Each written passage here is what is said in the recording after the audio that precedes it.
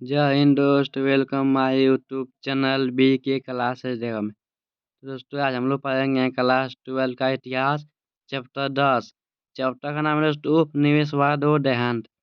देखिए दोस्तों इसमें बुको भी आई इम्पोर्टेंट क्वेश्चन पूछेंगे देखेंगे दोस्तों हेडलाइन। देखिए दोस्तों मेरे चैनल पहले बार दोस्तों मेरे चैनल को सब्सक्राइब कर लीजिए और बेल आइकन को प्रेस कर लीजिए ताकि दोस्तों आप लोग नए नए वीडियो मिलते रहे।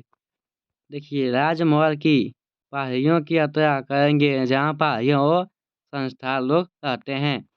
राजमहल की यात्रा करेंगे दोस्तों जहाँ पहाड़ियों और संस्थान लोग रहते हैं। बंगाल और वहाँ के जमींदार। औपनिवेशिक शासन सर्वप्रथम बंगाल में स्थापित किया गया था। देखिए दोस्तों औपनिवेशिक शासन सर्वप्रथम कहाँ स्थापित किया गया था? बंगाल में।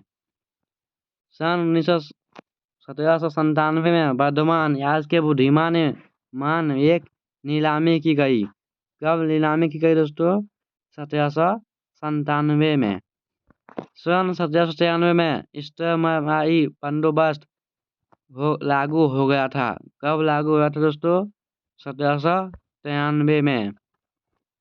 ईस्ट इंडिया कंपनी ने राजस्व की राशि निश्चित कर दी थी जो प्रत्येक जमींदार को अदा करनी होती थी। जो जमींदार अपनी निश्चित राशि नहीं चुका पाते थे उनसे राजस्व वसूल करने के लिए उनकी संपदाएं नीलाम कर दी जाती थी। चूंकि वर्धमान के राजा पर राजस्व की बड़ी भारी रकम पर बकाया थी इसके लिए उसकी संपदाएं नीलाम की जाने वाली थी। नीलामी में बोली लगाने के लिए अनेक खरीदारों आए थे और संपादन महाल सबसे ऊंची बोली लगाने वाले को बेच दी गई। लेकिन कलेक्टर को तुरंत ही इस शाही कहानी में एक अजीब पेच दिखाई दे गया। उसे जानने में आया कि उनमें से अनेक खरीदारों राजा के अपने ही नौकर या एजेंट थे और उन्होंने राजा की ओर से ही जमीनी को खरीदा था। नीलामी में 95% से अधिक बिक्री फर्जी थी। वैसे तो राजा की जमीन खुले तौर पर बेच दी गई थी पर उनकी जमींदारी का नियंत्रण उसी के हाथों में रहता था। बंगाल में अकाल कब आया? देखिए बंगाल में 1770 के दशक में अकाल पड़ गया। देखिए दोस्तों बंगाल में पूछेगा बंगाल में अकाल कब आया? 1770 में आया था। VVI question answer. राज्य सरकार की राजस्व मांग अस्थायी रूप से निर्धारित कर दी गई। अस्थायी रूप से निर्धारित कर दिया। इस्तेमाली बंदोबस्त लागू किया गया। अब उन्हें जमींदारों के रूप में वर्गीकृत किया गया और उन्हें सदा के लिए एक निर्धारित राजस्व मांग को अदा करना था। इस परिभाषा के अनुसार जमींदार गांव में भूस्वामी नहीं था बल्कि वह राज्य का राजस्वकर्ता यानी संघाग मात्र था। जमींदारों के नीचे अनेक कभी कभी तो 400 गांव होते थे। देखिए क्वेश्चन पूछेगा जमींदार के नीचे कितने गांव होते थे? 400 गांव। कितने गांव? 400। इस्तेमाली बंदोबस्त में जमींदारों की असफलता के कई कारण थे। उससे पहले ये बिला पढ़ लेते हैं। तालुकदार का शब्द का अर्थ क्या है? पूछेगा दोस्तों तालुकदार का शब्द का अर्थ क्या है? वह व्यक्ति, देखिए वह व्यक्ति जिसके साथ ताल्लुक यानी संबंध हो, आगे चलकर ताल्लुक का अर्थ क्षेत्रीय इकाई होगा, उसे तालुकदार कहते हैं। देखिए दोस्तों इस्तेमाली बंदोबस्त क्या में जमींदार की ओर से इस असफलता के कई कारण थे। पहला, पारंपरिक मांगे बहुत ऊंची थी। कंपनी ने राजस्व मांग को ऊंचे स्तर में रखा। दूसरा, यह ऊंची मांग 1790 के दशक में लागू की गई थी जब कृषि की उपज की कीमतें नीची थी जिससे रैयत किसान को कहते हैं के लिए जमींदार को उनकी देय राशियां चुकाना मुश्किल था। तीसरा, राजस्व असमान था। फसल अच्छी हो या खराब, राजस्व का ठीक समय पर भुगतान जरूरी था। सूर्यास्त विधि कानून के अनुसार यदि निश्चित तारीख को सूर्य अस्त होने तक भुगतान नहीं आता था जमींदार को नीलाम किया जा सकता था। चौथा, इस्तेमाली बंदोबस्त ने पारंपरिक में जमींदार की शक्ति को लेयर से राजस्व इकट्ठा करने और अपनी जमींदार का प्रबंधन करने तक ही सीमित कर दिया था। लेकिन दोस्तों इसमें 4 है दोस्तों, 4 कितने हैं? फिर दोस्तों इज्तिमाई बंदोबस्त के कई कितने कारण हैं? तो 4 कारण है, सब आप लोग लिख लेना है।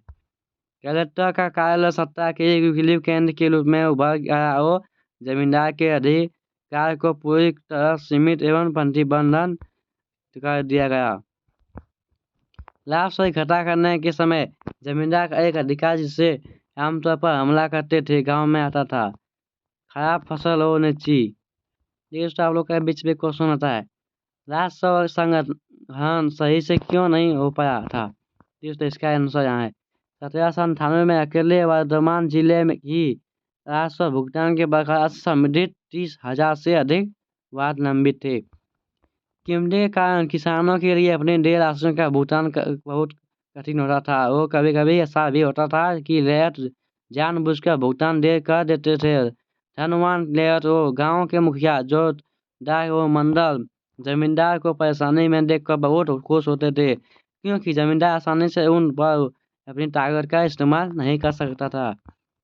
फ्रांसिस मुकलनान ने उत्तरी बंगाल में दिनाजपुर जिले के संरक्षण में हमें धनी किसानी को इस वर्ग का जिन्हें जोतदार कहा जाता था विशद विवरण देखने को मिलता है। 19वीं शताब्दी में भारी वर्षों तक आते आते जोतदार की जमीन में बड़े बड़े रकबे हो कभी कभी तो कई हजार एकड़ में फैले थे अर्जित कर देते थे।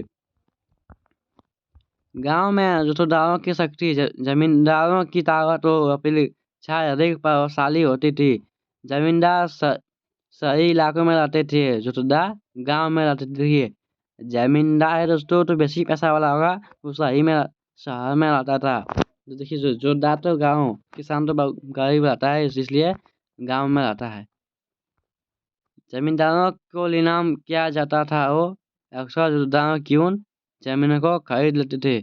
उत्तरी बंगाल में जोतदार सबसे अधिक शक्तिशाली से थे। हालांकि धनी किसानों गांव के मुखिया लोग बंगाल में इन भागों के देहाती इलाकों में प्रभावशाली बनाकर उभर रहे थे। कुछ जगहों पर उन्हें हवलदार कहा जाता था और कुछ स्थानों में घाटीदार या मंडल कहलाते थे। जमींदार कंपनी की राजस्व अदा करने के लिए गांवों को राजस्व संबंधी मांग जमा निर्धारित करने के लिए जमींदार थे। गांव का प्रत्येक छोटा या बड़ा लेयर जमींदार को लगातार अदा करता था। जो दायन लेयर को उधार देते थे वो अपने उपज बचाते थे। लेयर को जमीन खुद जोतते थे और बाकी जमीन से कमी लेयर पर लगान पर देते थे।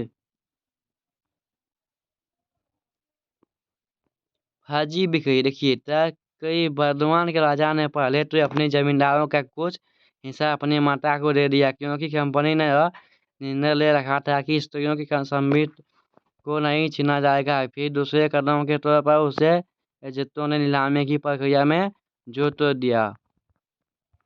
सन 1793 से 1801 के बीच बंगाल की 4 बड़ी जमींदारों ने, जिसमें वर्धमान की जमींदार भी थे, एक अनेक बेनामी खरीदारियों की, जिसमें कुल मिलाकर 30 लाख रुपए की प्राप्ति हुई। नीलामी में कुल बिक्री में से 15% सौदे निकली थे।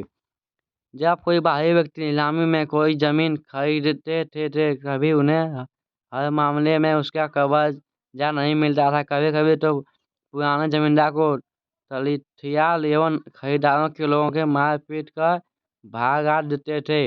वो कभी कभी ऐसा भी होता था कि पुराने लेयर भाई लोगों के अन्य खरीदार के लोगों की जमीन घुसने नहीं देता था। वे अपने आपको पुराने जमींदार को जुड़ा हुआ महसूस करते थे और उसी प्रकृति वफादार बन जाते थे। वो यह मानते थे कि पुराना जमींदार की उनका अंदाजा है और वे उसकी फर्जा से जमींदार की बिक्री से उनके साथ पर वो गौरव की थक्का पहुँचता था। इसकी जमींदार आसानी से विस्थापित नहीं किए जा सकते थे। 1930 के दशक में घोर मंदी की हालत में अंतर जमींदार भत्ता बैठ गया। जो जोतदारों के देहांत में अपने पाँव मजबूत कर लिए। दोस्तों 1930 में 5वीं रिपोर्ट के नाम से मुखलित यह रिपोर्ट 1002 पृष्ठ में थी। थैंक यू दोस्तों, आप लोग के वीडियो इतने रहते हैं। मेरे चैनल पर मेरे चैनल को सब्सक्राइब कर लीजिए और बेल आइकन को फिर इसके लिए दोस्तों मिलते हैं दोस्तों अगले वीडियो में।